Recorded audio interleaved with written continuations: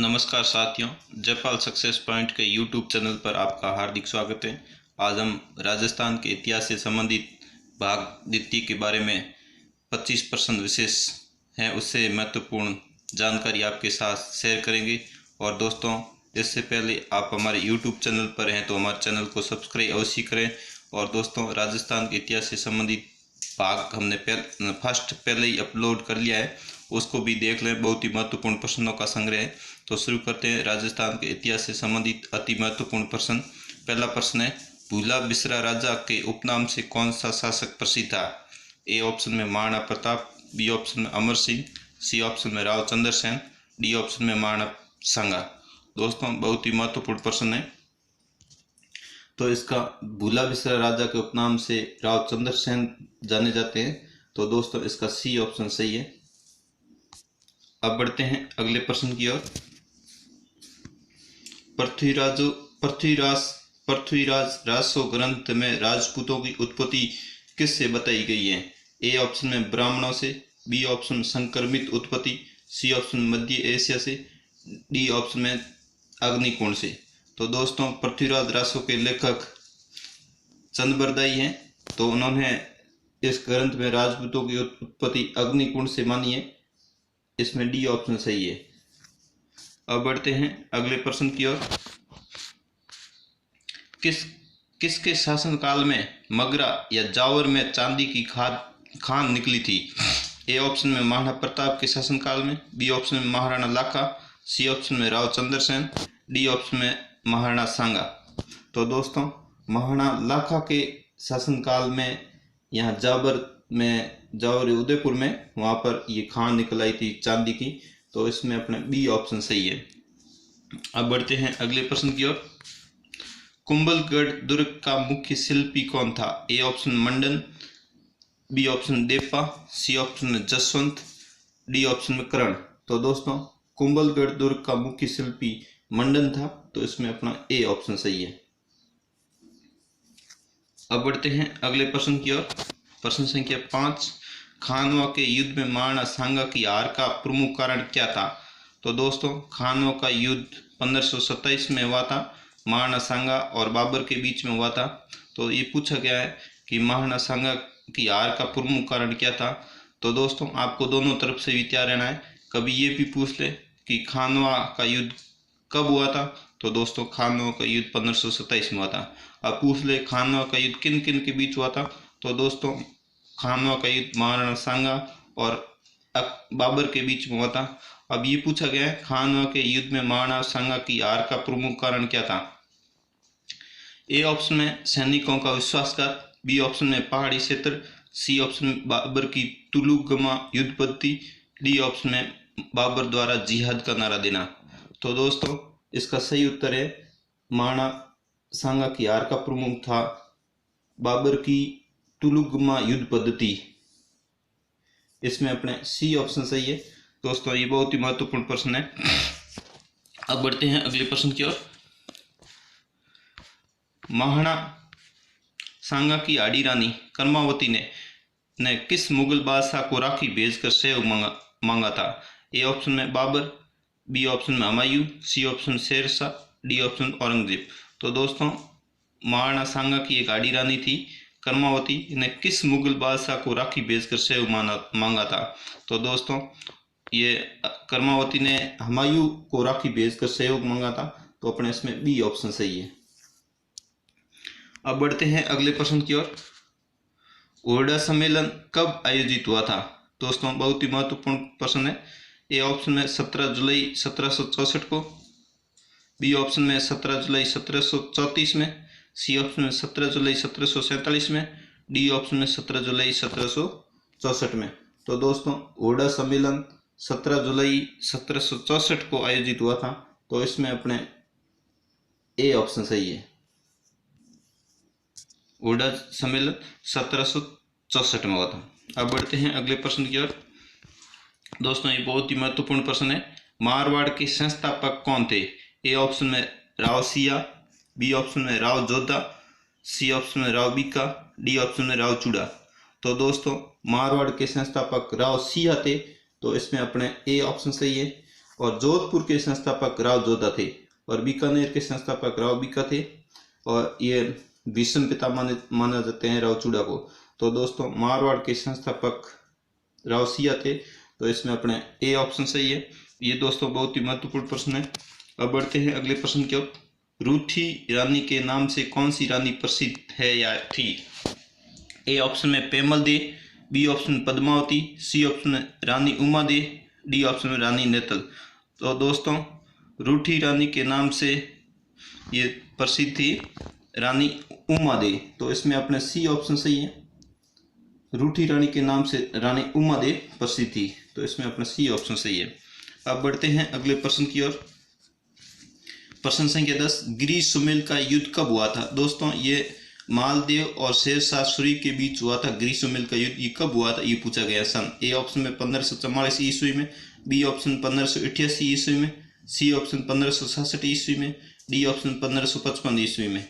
तो दोस्तों गिरी सुमेल का युद्ध 1544 ईस्वी में हुआ था, तो इसमें अपने ए ऑप्शन सही है। ए ऑप्शन 1544 बहुत ही महत्वपूर्ण प्रश्न है दोस्तों। ये मारवाड़ के शासक थे मालदेव। अब चलते हैं अगले प्रश्न की ओर। अगला प्रश्न है, मुट्ठी भर बाजरे के लिए मैंने हिंदुस्तान की बादशाह खो दी होती, ये कथन किसका है? ए ऑप्शन में मालदेव का, बी ऑप्शन का है हुमायूं का, सी ऑप्शन शेरशाह सूरी का, डी ऑप्शन में अकबर का। तो दोस्तों 1544 में जो ये युद्ध हुआ था उसमें गिरी सुमेल का युद्ध हुआ था 1544 में। तो उसमें किसने ये कहा था कि मुट्ठी भर बाजरे के लिए मैंने हिंदुस्तान की बादशाह खो दी होती, ये कथन किसका है? ए ऑप्शन में मालदेव का, बी ऑप्शन में हुमायूं का, सी ऑप्शन शेरशाह सूरी का, डी ऑप्शन अकबर का। तो दोस्तों ये गिरी सुमेल का युद्ध 1544 में हुआ था, जिसको शेरशाह सूरी बड़ी मुश्किल से ही जीता था। तब शेरशाह सूरी ने कहा था कि मैं मुट्ठी भर बाजरे के लिए हिंदुस्तान की बादशाह खो देता। तो दोस्तों इसका ऑप्शन सी सही है। अब बढ़ते हैं अगले प्रश्न की ओर। मत्स्य जनपद की राजधानी कहाँ थी? A option Mandore, B option Jhalrapatan, C option Amer, D option Viratnagar. तो दोस्तों मत्स्य जनपद की राजधानी विराटनगर थी। कहीं कहीं कर बेराट भी लिखा होता है, वो भी सही है, बेराट। तो दोस्तों मत्स्य जनपद की राजधानी विराटनगर या बेराट दोनों ही सही है, इसका डी ऑप्शन सही है। अब बढ़ते हैं अगले प्रश्न की ओर। महाराणा प्रताप का अग्रगामी किसे कहा जाता है? ए ऑप्शन में महाराणा उदा, बी ऑप्शन में महाराणा लाखा, सी ऑप्शन में राव चंद्रसेन, डी ऑप्शन में महाराणा सांगा।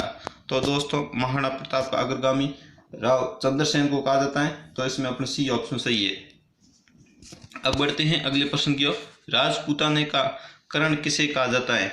ए ऑप्शन में है राव करण सिंह, बी ऑप्शन में राय सिंह, सी ऑप्शन है अभय सिंह को, डी ऑप्शन है लूणकरण को। तो दोस्तों राजपूताने का करण राय सिंह को कहा था, मुंशी देवी प्रसाद ने कहा था, तो इसमें अपने बी ऑप्शन सही है। अब दोस्तों आपको दोनों तरफ से तैयार रहना है। परीक्षा में यदि पूछते थे कि राजपूताने का करण राय सिंह को किसने कहा था, तो मुंशी देवी प्रसाद ने कहा था। तो दोस्तों आपको दोनों तरफ से तैयार रहना है। अब बढ़ते हैं अगले प्रश्न की ओर। जांगलधर बादशाह किसे कहते हैं? ए ऑप्शन में राव करण सिंह, बी ऑप्शन राय सिंह को, सी ऑप्शन अभय सिंह को, डी ऑप्शन में लूणकरण को। तो दोस्तों जांगलधर बादशाह राव करण सिंह को कहते हैं, तो इसमें अपना ए ऑप्शन सही है। अब बढ़ते हैं अगले प्रश्न की ओर। राजपूताने के वह पहले शासक जिन्होंने अकबर की अधीनता स्वीकार की थी। ए ऑप्शन में भारमल, बी ऑप्शन में उदय सिंह राव और सी ऑप्शन में है कल्याणमल, डी ऑप्शन में राय सिंह। तो दोस्तों राजपूताने के वह पहले शासक जिन्होंने अकबर की अधीनता स्वीकार की थी वो भारमल थे, तो इसमें अपने ए ऑप्शन सही है। ये भारमल थे जिन्होंने अकबर की सबसे पहले अधीनता स्वीकार की थी। और दोस्तों ये आमेर या जयपुर के शासक थे, ये राव उदय सिंह है। तो ये उदय सिंह मारवाड़ या जोधपुर के शासक थे। और कल्याणमल ये बीकानेर के शासक थे। ये इन्होंने सबसे पहले बीकानेर के ये शासक है, इन्होंने बीकानेर में सबसे पहले इनकी अकबर की अधीनता स्वीकार की थी। और मारवाड़ में उदय सिंह ने, और सबसे पहले अपने बारमल ने अकबर की अधीनता स्वीकार की थी, और ये बारमल जयपुर के शासक थे। अब बढ़ते हैं अगले प्रश्न की ओर। प्रश्न संख्या 17, पुरंदर की संधि किस किस के बीच हुई थी? तो दोस्तों पुरंदर की संधि किस किस के बीच हुई थी ये पूछा गया है। ए ऑप्शन प्रताप और अकबर के बीच, बी ऑप्शन प्रताप और मानसिंह के बीच, सी ऑप्शन में शिवाजी और अकबर के बीच, डी ऑप्शन शिवाजी और मिर्जा राजा जयसिंह के बीच। तो दोस्तों पुरंदर की संधि 1764 में हुई थी, जो शिवाजी और मिर्जा राजा जयसिंह के बीच हुई थी। तो इसमें अपना डी ऑप्शन सही है।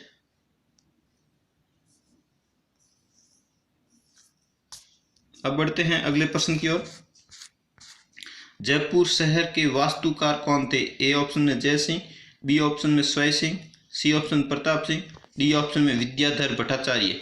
तो दोस्तों जयपुर शहर के वास्तुकार विद्याधर भट्टाचार्य थे।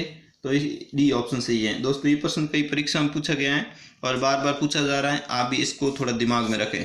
अब चलते हैं अगले प्रश्न की ओर। जंतर मंतर वेधशाला का निर्माण किसने करवाया था? ए ऑप्शन में स्वय जय सिंह ने, बी ऑप्शन स्वय प्रताप सिंह ने, सी ऑप्शन महाराणा सांगा ने, डी ऑप्शन में महाराणा कुंभा ने। तो दोस्तों इसका सही उत्तर है स्वय जय सिंह, ए ऑप्शन सही है। और दोस्तों स्वय जय सिंह ने उस समय पूरे देश में 5 जगह वेधशालाओं का निर्माण कराया था। जो सबसे पहली थी जयपुर, एक जयपुर, दूसरी दिल्ली, और उज्जैन और बनारस, और 5वीं थी मथुरा।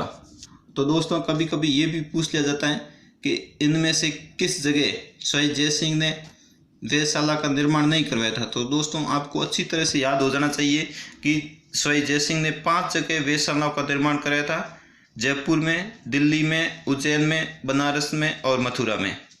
अब आपको एक ऐसा दे दिया जाएगा जिसमें 5 में से एक नाम नहीं होगा, 3 होगा, एक नहीं होगा, तो उसमें से पूछेगा इस जगह नहीं था, किस जगह नहीं करवाया था। तो आपको दोस्तों ये याद हो जाना चाहिए, जयपुर, दिल्ली, उज्जैन, बनारस और मथुरा, ये 5 जगह स्वय जय सिंह ने वेधशालाओं का निर्माण करवाया था। अब बढ़ते हैं अगले प्रश्न की ओर। ईसरलाट या सरगासूली का निर्माण किसने करवाया था? ए ऑप्शन स्वय जय सिंह ने, बी ऑप्शन स्वय प्रताप सिंह ने, सी ऑप्शन महाराणा सांगा ने, डी ऑप्शन स्वय ईश्वर सिंह ने। तो दोस्तों ईसरलाट ये अपने दिल्ली के अंदर स्थित है, इसका निर्माण जयपुर में स्थित है, इसका निर्माण दिल्ली में है। ईसरलाट सरगासूली का निर्माण ये स्वय ईश्वर सिंह ने कराया था, इसका डी ऑप्शन सही है। और ये मराठों से तंग आकर इन्होंने आत्महत्या कर दी थी स्वय ईश्वर सिंह ने। बहुत ही महत्वपूर्ण प्रश्न बनता है दोस्तों ये। अब बढ़ते हैं अगले प्रश्न की ओर। ब्रज प्रतिनिधि नाम से कौन से शासक प्रसिद्ध थे? ए ऑप्शन स्वय जय सिंह, बी ऑप्शन स्वय प्रताप सिंह, सी ऑप्शन महाराणा सांगा, डी ऑप्शन स्वय ईश्वर सिंह। तो दोस्तों ब्रज प्रतिनिधि के नाम से स्वय प्रताप सिंह प्रसिद्ध थे। स्वय प्रताप सिंह, इसके बी उत्तर सही है। और दोस्तों इन्होंने अपने दरबार में 22 कवि और 22 का जोड़ा, हर 22 कवि, 22 ग्रंथ, ऐसे 22 के जोड़े से रखे थे। तो दोस्तों ये भी प्रश्न बहुत ही महत्वपूर्ण बनता है। अब बढ़ते हैं अगले प्रश्न की ओर। जयपुर को किसने गुलाबी रंग से रंगवाया था? ए ऑप्शन स्वय जय सिंह ने, बी ऑप्शन स्वय प्रताप सिंह ने, सी ऑप्शन राम सिंह द्वितीय ने, डी ऑप्शन स्वय ईश्वर सिंह ने।